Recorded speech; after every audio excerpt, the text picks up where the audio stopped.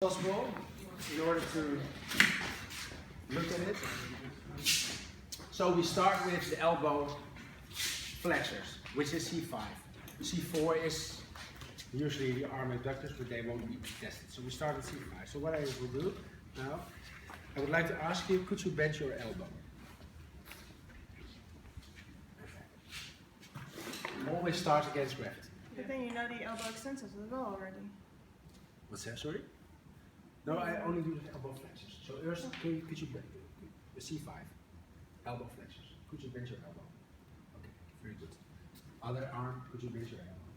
No, she's able to do it. So that means now, conclusion? Great. Then I go to grade 4. So we'll start with against gravity.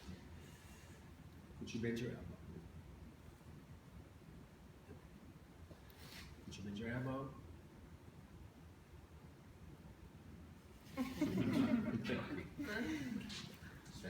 And this is a normal situation, of course. Later on we will, but at least that you first, could you bend your elbow?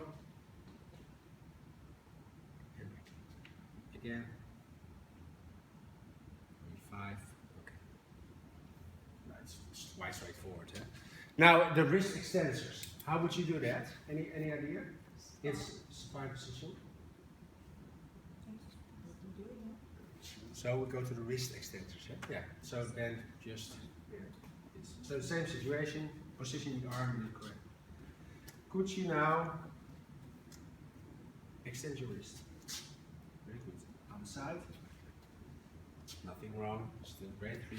Then I'm testing it against gravity. Could you now do? This is my. I just did it against gravity. You did it against gravity. Sorry. And I'm going to do it. So this is all 3 and upwards for her. I forgot, by the way, what if it happens in case of 2. This is what I will show you right now. Again. Back to the elbow flex, because that's what I forgot. So for her, it's now grade 3. But what if she is not able, you're not able to bend your elbow against gravity? Then we should assess it if it's grade 2. On the side, but that's the point. We usually assess it in supine position. Then you just held it.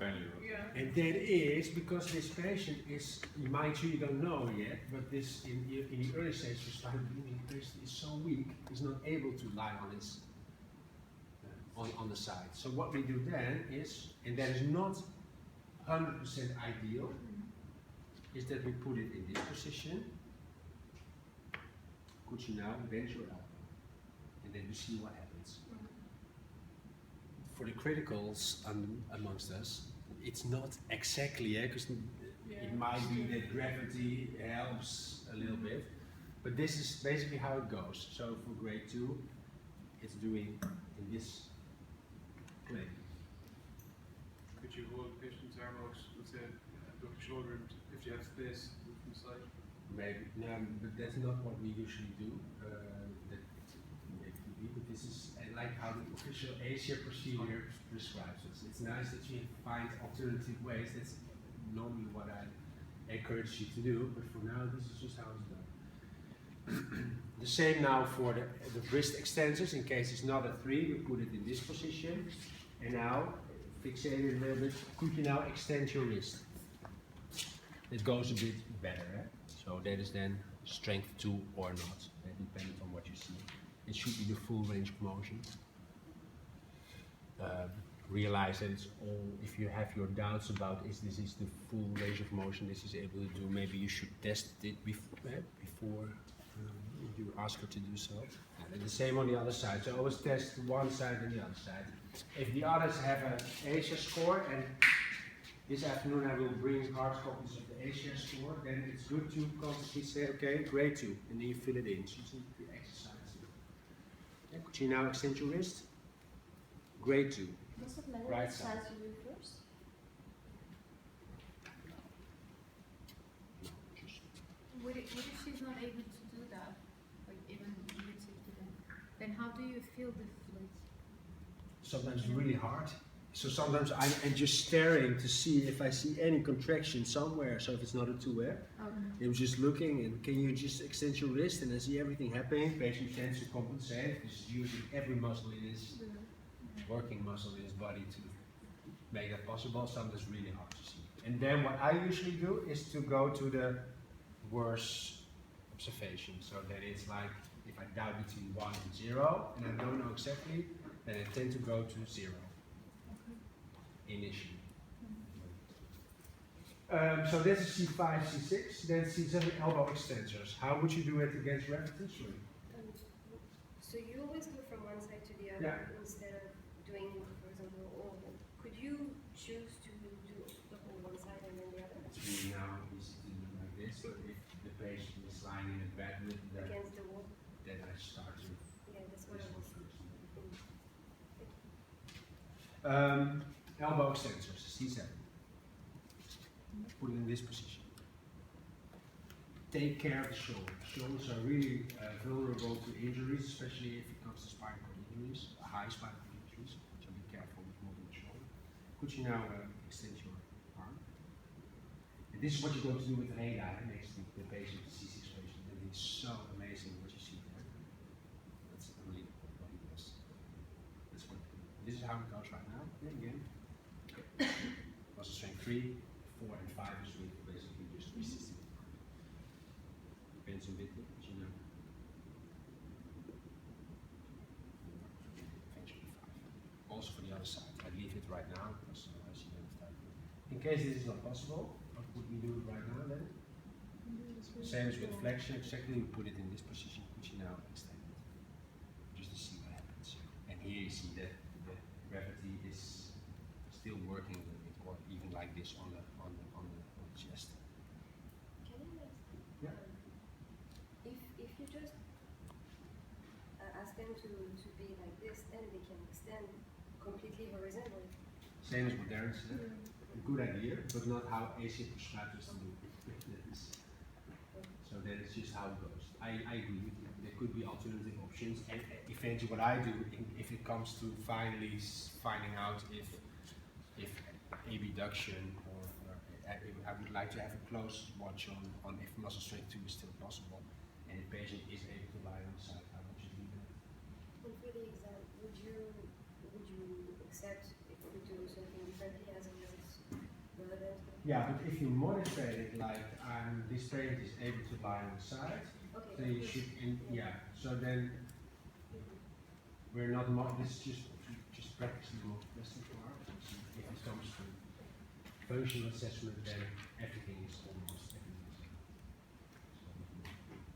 Finger flexors, so that is C8, that is the middle finger, what is tested basically. So then it's just in this position, fixate the other fingers and ask, can you bend your middle finger? Yeah. Looks a bit strange.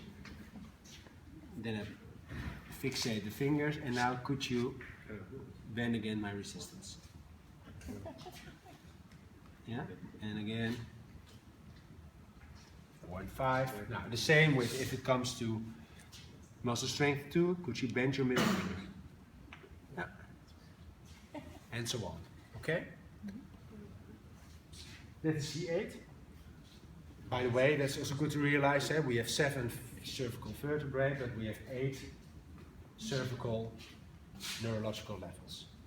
So one runs above C7, one runs below C7 and T1.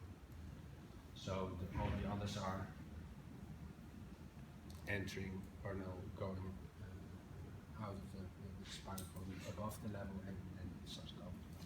One question, it might be stupid, but do you help the patient to move if he's not able to do that? But with helping, for example, you just take it like this and you say, can you take your hand to this position? And she's not able. So, but you help and it's possible. No. But I mean, you feel that because sometimes, no. Yeah, good question. Yeah, you know, that's a risk, like that you help her too much, wish so that you think that it isn't too.